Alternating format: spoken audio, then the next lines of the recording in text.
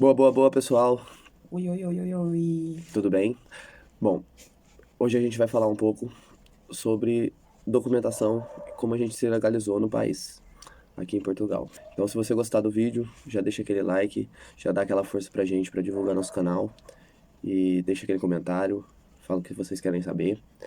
A gente vai estar fazendo cerca de 2 vídeos, pelo menos, por semana no canal. Então, segue aí, se inscreve pra não perder nada. Fechou?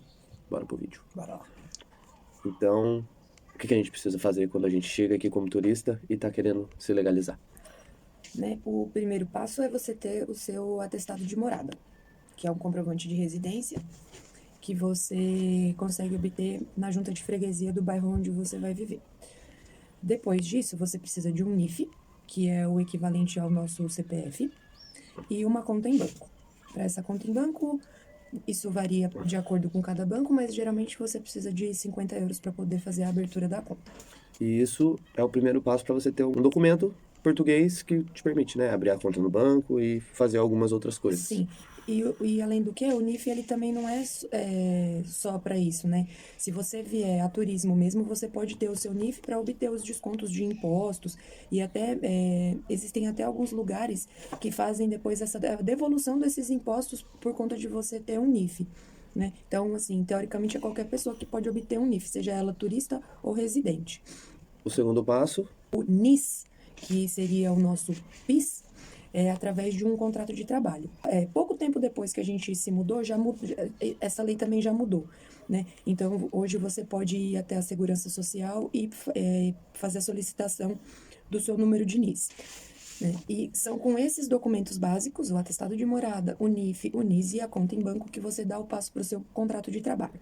Uma vez que você tem posse de todos esses documentos, você dá a entrada na sua manifestação de interesse, que é um documento que é preenchido também no site do CEF, onde você declara o seu interesse de permanecer no país. o interesse de residir no país. Isso, exatamente, o interesse de residir no país. Aí para frente é a parte mais longa do processo. Porque essa manifestação de interesse, ela leva cerca de 12 a 18 meses para ser aceita.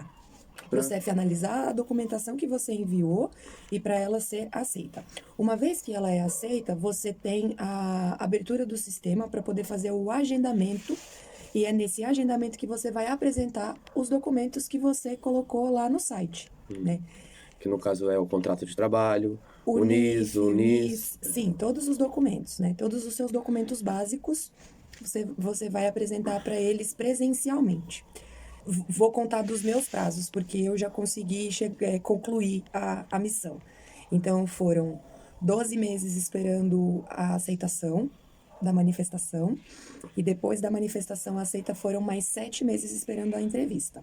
Isso porque ela conseguiu fazer um agendamento. Porque, por exemplo, a minha aceitação foi uma semana depois da dela. E Sim. aí já tinha entrado a pandemia, isso tudo, e até hoje eu não consegui nem fazer meu agendamento. Sim. Já fazendo quase 2 anos que a gente tá aqui. Como você fazia esse agendamento? Você entrava no site, no seu cadastro da residência, né, da manifestação de interesse, e agendava para você ir levar esses documentos, quando havia vagas, porque é muita gente pedindo vagas.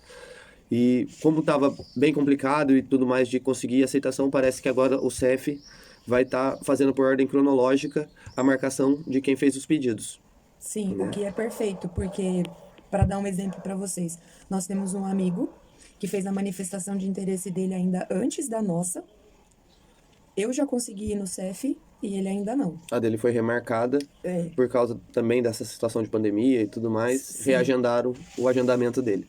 Essa entrevista, né, que acontece no CEF, ela te dá a sua, então, autorização de residência, que aí é o documento que você está realmente legal no país.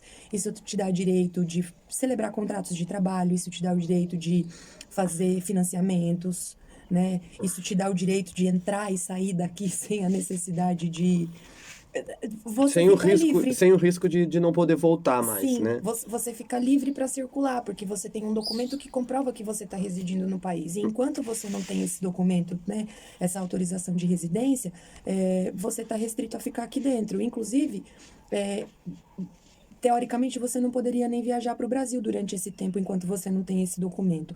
Hoje já tem um afrouxamento das leis por conta de toda essa situação que a gente vive atualmente. Mas, até então, você não podia nem sair do país. Você não poderia visitar a sua família, por exemplo, porque corria o risco de, na hora de você estar voltando, você ter a sua entrada barrada. Depois que tem a residência, no caso da Jéssica, que já tem a residência, ela não pode permanecer um determinado período fora. Ela pode sair, mas tem que regressar. Acho que são 3 meses. São 6 meses. Seis meses, não pode ficar fora do país por mais desse período. E outra coisa, a gente não ficou ilegal no país. Porque Sim, a gente permaneceu o tempo de turista, né, os 90 dias, só que como a gente chegou e já conseguiu trabalho e já deu entrada na manifestação de interesse, a gente não está ilegal. E a gente nem chegou a ficar ilegal, porque antes do prazo dos 90 dias, né, dos primeiros 3 meses, a gente já deu entrada na nossa manifestação, então a gente não ficou ilegal no país. Porque, né, depois quando tem o agendamento e vai fazer a entrevista no CEF, você tem que pagar uma taxa pelo cartão, né, de residência, que hoje são 50 euros. 50 euros. E quando você fica ilegal no país, você paga uma multa pelo período que você permaneceu ilegal no país também. Então, no caso da Jéssica, que já foi lá, ela não teve que pagar multa nenhuma, apenas o cartão. E por sinal também tá demorando a chegar, já faz 2 meses que ela foi lá e ainda o cartão dela não chegou. Ela tem só o protocolo do atendimento, que já tá tudo certo, mas o cartão ainda não chegou, porque tem isso também. Tem muita gente que recebe o cartão em 2 semanas. Outras pessoas têm aí 2, 3, 4 meses e nada do cartão chegar. Eu li um depoimento de um rapaz que tá esperando o cartão dele há 8 meses. Então, ainda assim é burocrático. E assim, passar por todo esse processo de documentação, né, de conseguir ficar efetivamente legal, não é um processo fácil. Algumas empresas não contratam se você não tiver esse documento, o que não quer dizer que não existam empresas que contratem sem ele, até porque nós estamos aqui até hoje, né? Porque e a gente sempre trabalhou. Precisa tecnicamente do contrato para você conseguir esse documento. E se você não tiver, pronto. Mas tem empresas que são mais burocráticas e preferem não dar contrato sem ter a residência. Isso depende bastante também do porte da empresa, né? Quando a gente está falando de empresas assim muito grandes, eles são mais exigentes com relação a isso. Tá? Então, a empresa que na altura me contratou me deu a promessa de contrato, eu entrei com o pedido de manifestação no CEF, e aí, tendo o número do registro da manifestação, aí eles me deram o contrato de trabalho. Sim. Né?